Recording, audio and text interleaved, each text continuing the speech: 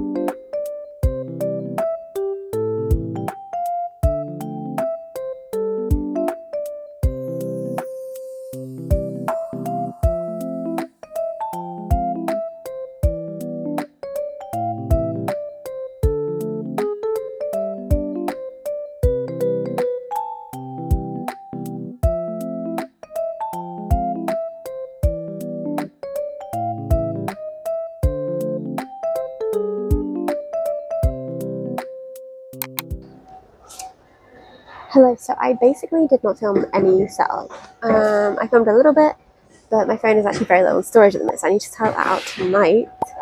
But let me just show you quickly my setup for Megacon Farnborough. We're all done. It's taken me quite a while, but I think I'm happy with it. I forgot I had a corner table. I forgot, and so I had to kind of improvise. But yeah, let me just show you what I've done. Okay, so when you're far away, this is what you can see on the corner. We've got the card stand, sticker packs over here, t-shirts over here. I'm going to bring my other gacha machine tomorrow since I've got space and put it here. Scrunchies, prints folder, sticker sheets and stuff, bookmarks, magnetic bookmarks, the new Blep and Mimo t-shirt, which I kind of didn't post about anywhere, but look at them! They're so cute! We got washi tape, we got earrings and pin badges, stickers galore, other gacha machine, bookmarks, memos, bookmarks, prints, print walls. I'm going to have another rally sign up there in the gap. We've got sticker books, we've got that. Oh.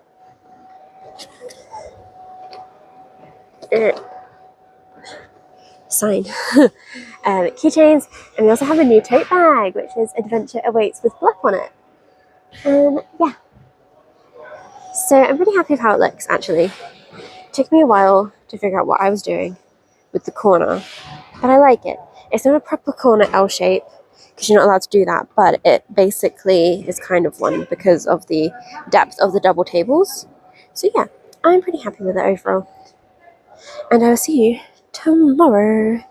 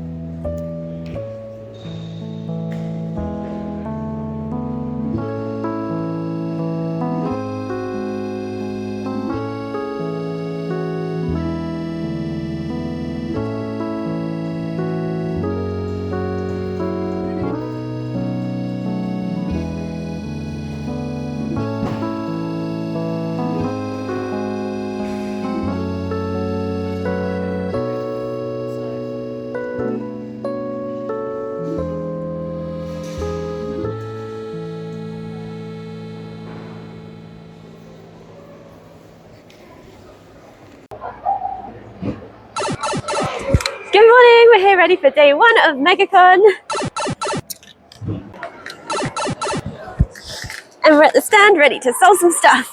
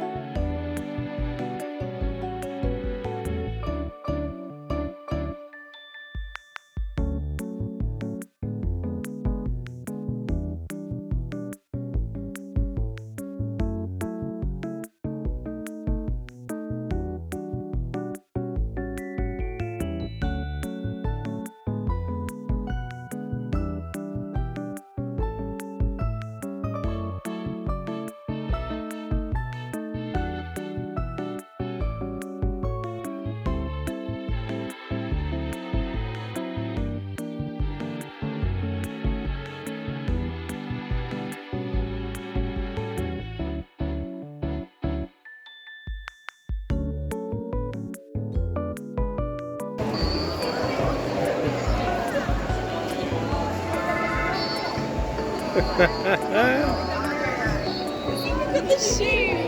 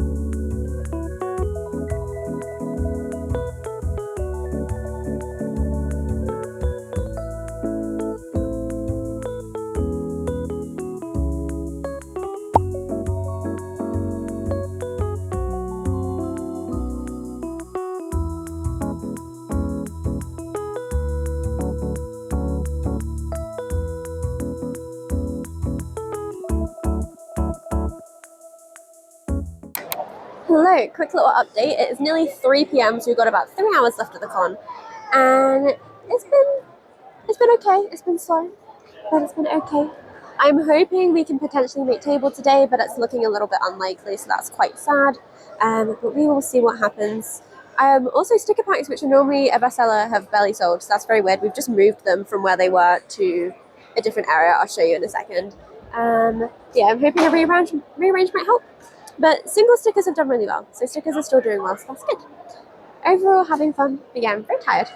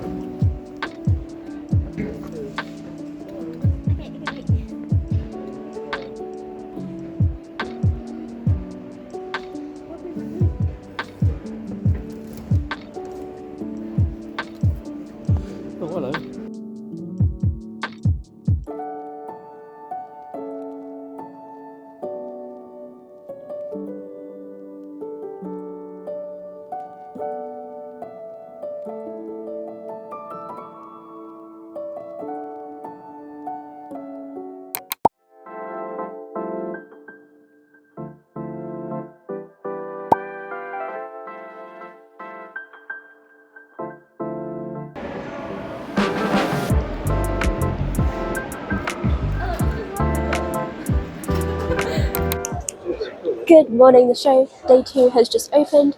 It is 10 a.m. Me and my dad have been wandering around. The con, we got here nice and early so we could have a wander around and talk to some traders, so that was really fun. Hello. And I am wearing my brand new Blip and Nemo t-shirt, which I'm so happy because I designed it so that it would be visible above the dungarees, so I'm testing it out today. And I think it's really cute. I'm so happy with it. So I'm selling that for the first time here today. But yes, fingers crossed today goes at least as well as yesterday. Hopefully maybe better. We'll see.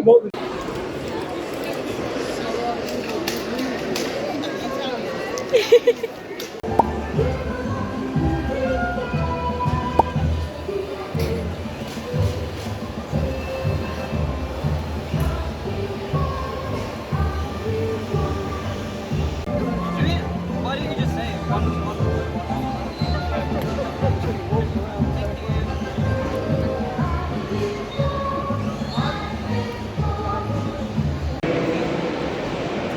Oh, do you want to be in it?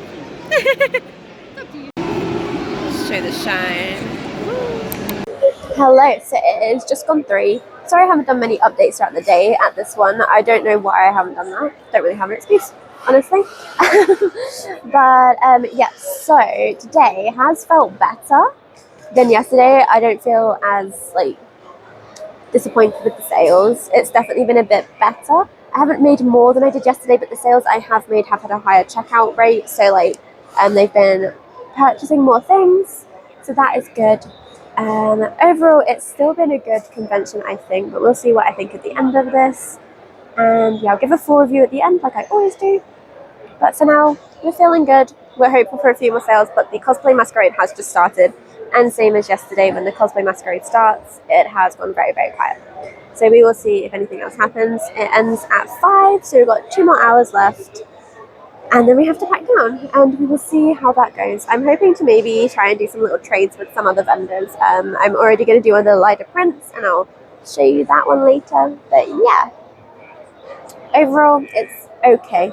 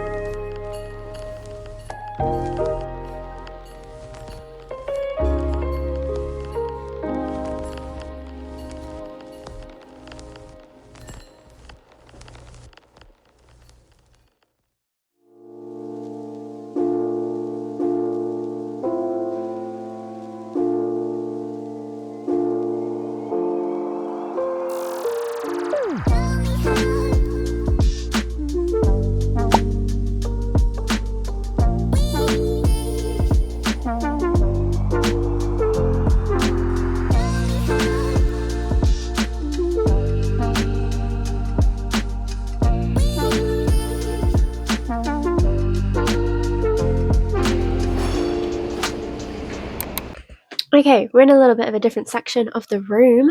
I normally film facing the other way, but I thought I'd mix it up a little bit. Let's get into the recap and review of Megacon Farnborough. So, this was, like I said in the beginning, quite a local convention for me. So it was only a like half-hour drive there and back, and it was at the Farnborough Exhibition Centre. And it felt really weird driving there because it was through like an airport essentially that you were driving. I've been to Farnborough a few times, but not for much. But yeah, so that was really cool. The actual centre, I think it was really suited to this type of event. It looked pretty similar to other Megacon events that I've been to. They managed to do it quite well, I think. Although when I was looking around, there was some parts of the hall that was like completely kind of blocked off by essentially a fake brick wall poster, I guess. Like they had these big boards with printed brick wall on them, and it kind of they had another half of the hall, which there was nothing in, so I'm going to assume that they just didn't have enough to fill the space. So it could have been bigger than it was, which is interesting to note. Just maybe that next year they'll expand it more, or who knows what the reason was for that. I'm entirely not sure. So there was I think there was a decent amount of traders, although some attendees did say to me that they were a bit upset because there wasn't as much to do as other megacons that they've been to. They just said it didn't feel as great. Although something else that's really important to note, I think, is a lot of vendors were upset about the location because they were worried about getting there and travel, and they were worried that attendees would find it really difficult to get there if they didn't drive. But Megacon did think of this. They had a shuttle bus that they were running every half an hour, and I didn't have any comments from attendees saying that it was hard to get there. And I did ask a few of them when we were in conversation about the event, because a lot of them clearly go to a lot of events, and a lot of them I've seen at other Megacon events like Megacon London or Birmingham. So they were talking to me about kind of comparing it to other megacons that they've been to, and they found the travel quite easy. So that's a really good thing to note. So if you were thinking of vending at this event and the idea of the attendees not being able to travel there easily put you off, next year don't let that put you off, because I think the travel was well thought out, and the fact that they did their shuttle bus was actually a really good idea, I think. So that made me feel a lot better hearing that attendees had a good time getting there. I don't think I chose a good position, and that is kind of on me because I really wanted to choose a corner table, which I then forgot that I'd booked. I forgot I booked a corner table. So I had to kind of improvise with my setup. I didn't have a plan for a corner table, but that's fine. We made it work. I think the setup was good. But regardless, I really wanted to book a corner table to try and do a fun corner setup. Now, a couple points on this. I was actually right by the entrance. I was the first row of kind of the traders area. I was opposite the steampunk stuff, and I wasn't opposite I wasn't opposite other traders. And I do think that being out of the flow of the traffic slightly harmed my sales. I think if I'd gone a bit further into the rows, I might have had a better time with my sales, because the problem was a lot of people would see me upon entering the convention hall, but I don't think people wanted to spend their money straight away. They wanted to look around, and then they probably didn't find their way back to me because I was right at the start. Right at the start, I was by the steampunk stuff, like I said, and I was also by the army, which I'm not sure why the army was there. It felt like a very weird choice, but I'm not going to go into that. But yeah, so I think people just didn't really make their way back to me. So a lot of people may have bought if I was further into the flow, I feel. That is just a feeling, though. I'm not sure if that was true. There's no way to know. So I probably wouldn't book the same spot again, but I would definitely do the convention again. Also, it was quite slow. Again, that could have been because of my spot, but I did feel it was quite slow. And then looking around the other areas, everyone was having a similar experience of it being quite slow. But you've got to bear in mind, give this event its time, because Megacon London, the first year, I have heard very similar things. I didn't vend at the first year of Megacon because I wasn't trading yet at events. But a lot of people have said the same exact thing, that it was really quiet on the first year. And then on the second year, it was really good. But I think conventions really rely on word of mouth, and they did good to get the amount of attendees to come in as they did.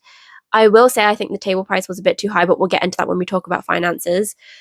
But I think next year it could be even better because you'll have that word of mouth from attendees who enjoyed the event, and there was loads of attendees saying that they had a really good time at the event and that they liked the location, they liked that it was local.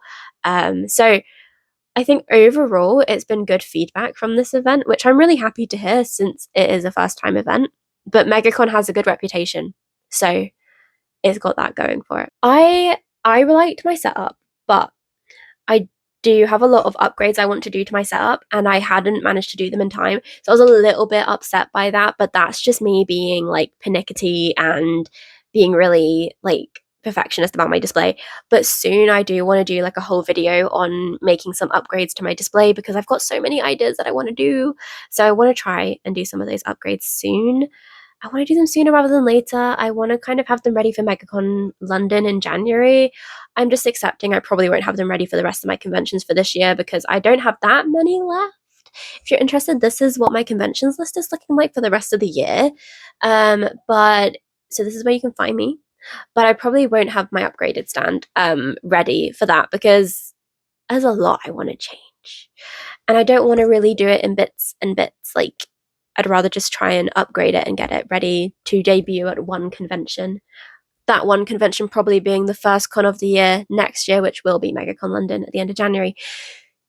But I'm completely veering off topic here. So, instead of going completely down another line of thought, let's actually get into the finances of this event. So, let me move to the side, and we can put a little graphic over here. So the table for this event cost me $330, which is not a lot cheaper than the Megacon London. It's a bit cheaper than, I think it's around the same price as Megacon Birmingham. I'm going to fact check myself there real quick. Okay, so I can't compare it to a Megacon London trader table because I didn't have a trader table. I was in the creator space, which this year I've gone for a trader table. So that's a bit different. But it is the same price as the Megacon Birmingham, which is a much more established event. And I do think that the table cost should have been a bit lower for it being a first time event and everyone being a bit unsure on how it was going to go. I think a lower cost table would have been a very nice thing for them to do because I did struggle to make that back. I didn't actually make table back on Saturday, which I would always hope to make table back on the first day. Obviously, that doesn't always happen, but it's a very good aim to at least make table back. Not all costs. I can't always do that. Not all costs on the first day, but normally I would aim to have table on the first day, and I was a bit upset that I couldn't do that. So on Saturday, it was a 2-day event like all Megacons. On the Saturday, I took £266.50 in total. So not quite table, but a decent amount, especially because Saturday did feel very slow, which was weird because then on Sunday, I think people were spending more, which does happen. I've said this in other videos. I think Sunday is often a better seller day at conventions because on a Saturday, people will wear their big cosplays where they can't really get around very well, they can't really pick things up, and they can't really look at booths. And then on the Sunday, they'll wear a comfier cosplay, probably still in cosplay if they're a serious cosplayer, or some people won't come in cosplay on the Sunday so that they can actually shop better on the Sunday, and Sunday tends to be shopping day. So I have found that at a few events that Sunday has generally done better, or at least that when people do buy, they buy more in one purchase. So on Saturday, it was a lot of single sticker purchases, but then on Sunday, it was more of a collection of items people were buying.